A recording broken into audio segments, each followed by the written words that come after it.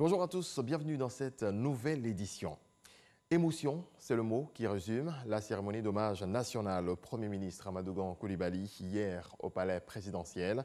Le chef du gouvernement a été élevé à la dignité de Grand Croix de l'Ordre national par le chef de l'État, Alassane Ouattara. On fait le point avec Viviane Aimé.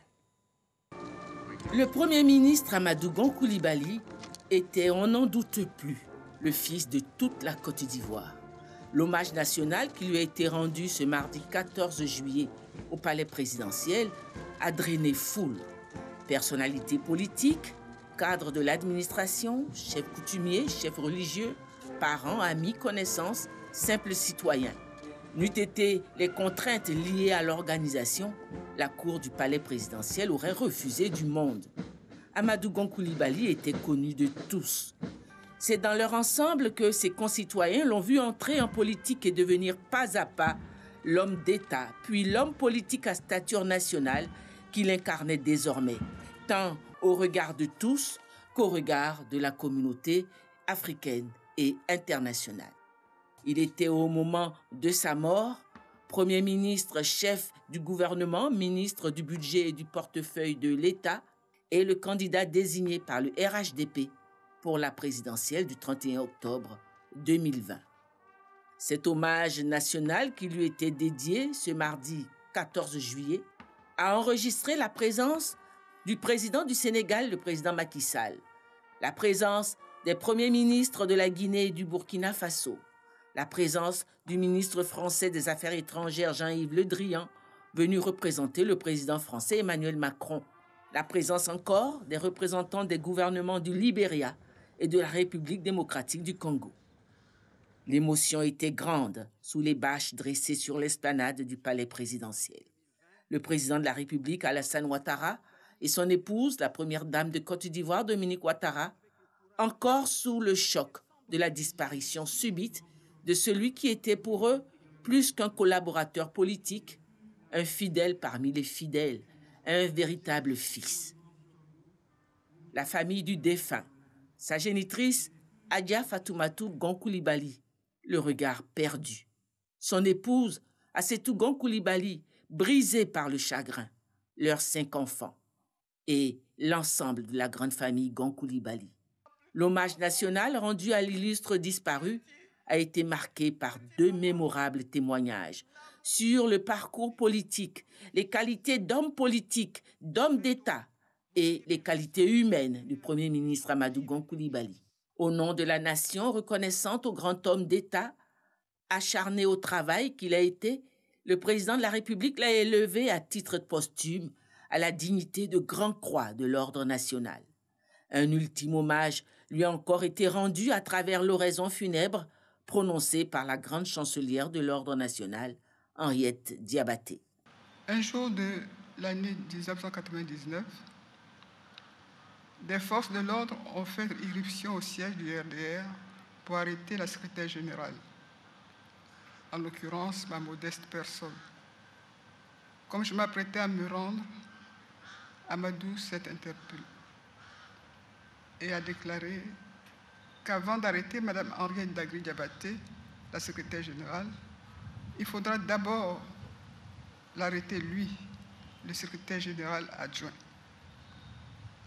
À sa suite, les camarades présents ont offert leur poitrine et nous avons été tous embarqués pour la Maca. Je pense souvent à cet épisode de ma vie qui révèle le courage, la générosité et le leadership d'Amadou Coulibaly. Et je me dis, s'il a été un bouclier pour moi, la Tanti, qu'était-il alors pour sa mère? Qu'était-il pour son épouse et pour ses enfants? Qu'était-il pour ses frères, ses parents et les membres de sa grande famille?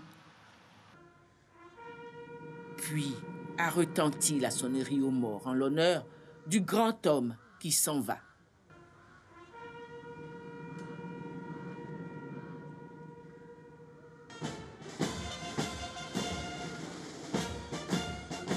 Les honneurs militaires ont été rendus à sa dépouille mortuaire. sous la forme d'un défilé exécuté par un détachement de l'armée nationale.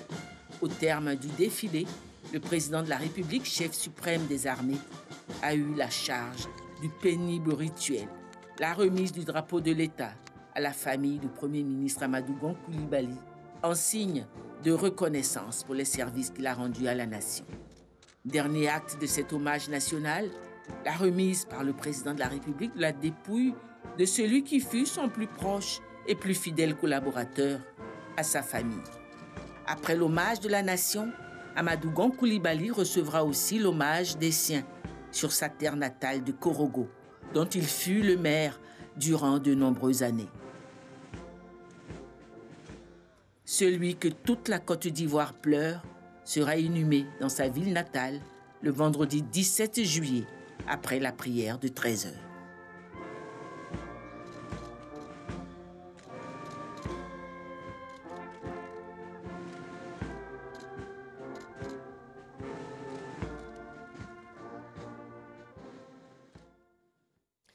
Les jeunes de la commune d'Abobo, à leur manière, ont rendu un hommage au Premier ministre Amadou Gon Coulibaly. Une marche a été organisée par l'Union des jeunes du RHDP d'Abobo et d'Anyama pour saluer l'œuvre de l'homme au service de l'État. On fait le point avec Franck Quadio. Mairie d'Abobo. C'est l'heure de l'hommage au lion Amadou Gon Coulibaly. Ils sont venus de tous les quartiers d'Abobo et d'Anyama. Par vagues, abreuvant l'asphalte de la mélodie de leur chant attristé.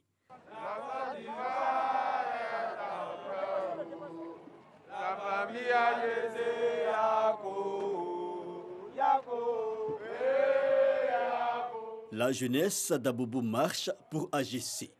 Direction le rond-point du carrefour Anador. Mais elle n'est pas seule. Il y a les plus âgés, les mamans, psalmodiants, des prières mélancoliques.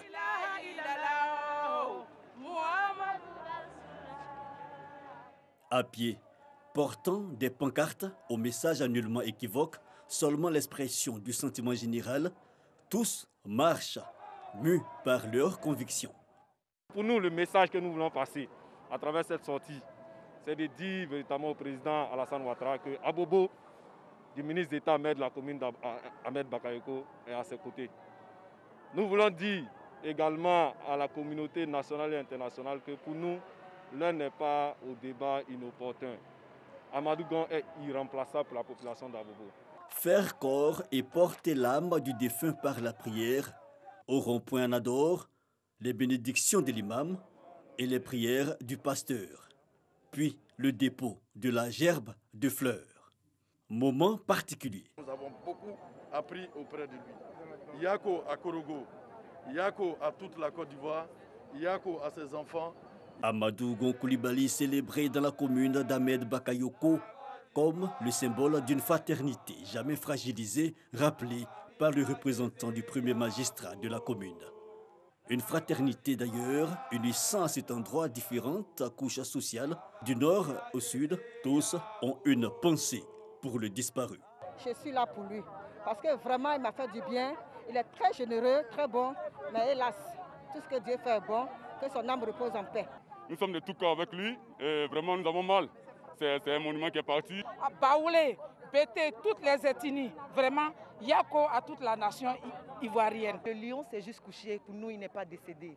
Quand on sait tout ce que le lion a abattu, quand on sait l'homme loyal qu'il était, quand on sait l'homme travailleur qu'il était, nous pouvions ne pas rester chez nous à la maison sans nous lever en ce jour pour rendre hommage à ce grand homme d'État.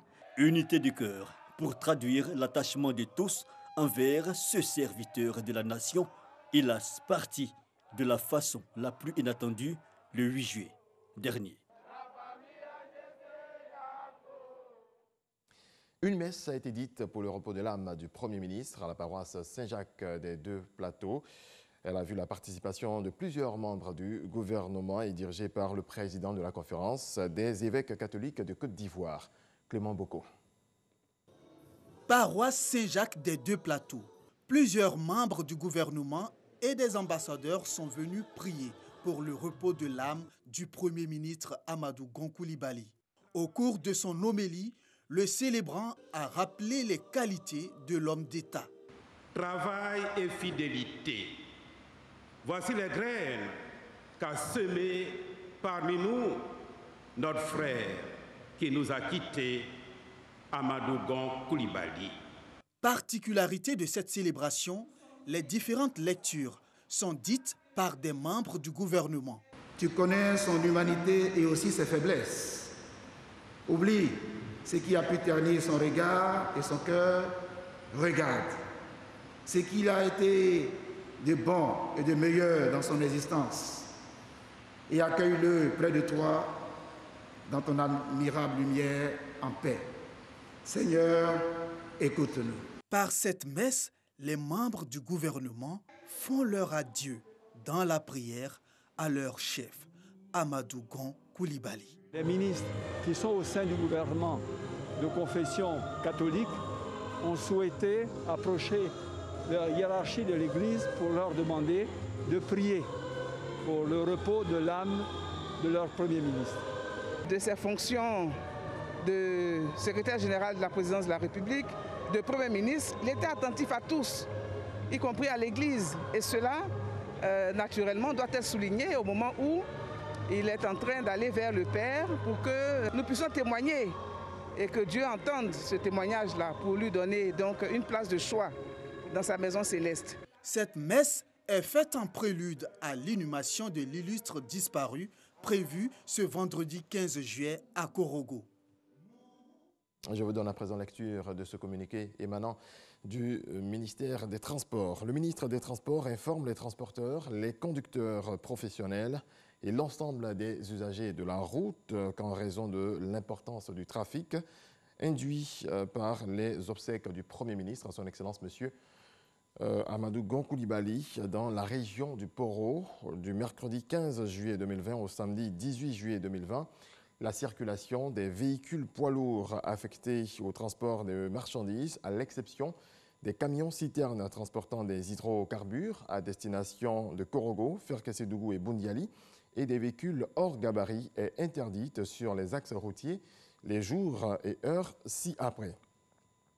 Korogo, Niakaramadougou, Korogo, Ferkessédougou et Korogo, Boundiali, mercredi 15 juillet 2020 au samedi 18 juillet 2020, heure 6h à 21h. Le ministre des Transports invite les usagers de la route et en particulier les automobilistes à la prudence.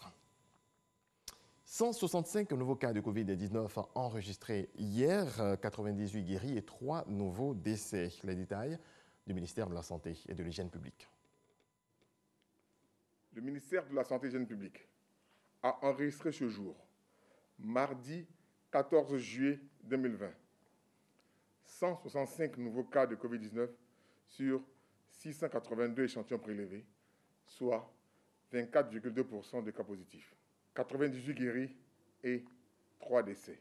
Il s'agit d'un patient de 68 ans et d'un autre de 65 ans, décédé dans un établissement sanitaire privé. Le troisième décès est celui d'un patient de 43 ans, survenu au service des maladies infectieuses tropicales du CHU de Treichville. Le ministre de la Santé et de l'Hygiène publique présente ses condoléances aux familles éplorées. À la date du 14 juillet 2020, la Côte d'Ivoire compte donc 13 037 cas confirmés, dont 6 908 personnes guéries, 87 décès et 6 042 cas actifs. Le nombre total d'échantillons est de 77 996. Le ministre de la Santé et de l'Hygiène publique rappelle que la maladie est présente sur notre sol et continue sa progression au sein des populations. Il exhorte les populations au respect des mesures barrières, notamment le lavage des mains à l'eau et au savon, et au port du masque dans les lieux publics afin de nous protéger et de protéger les autres. Le ministre de la Santé et de l'Hygiène publique en appelle à la discipline et à la responsabilité de tous et de chacun dans cette lutte, car nous pouvons tous être contaminés.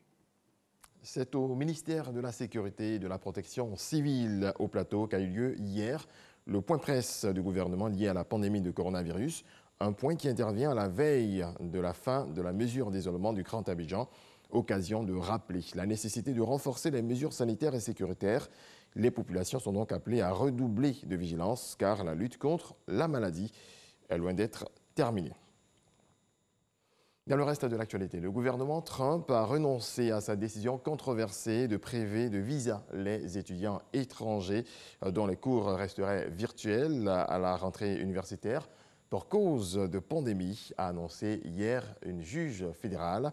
La décision qui avait été annoncée par la police de l'immigration le 6 juillet avait été attaquée en justice par les universités de Harvard et du MIT, avec le soutien de nombreuses autres universités, syndicats d'enseignants et près de 20 États américains. Merci de votre attention, c'est la fin de ce point de l'actualité.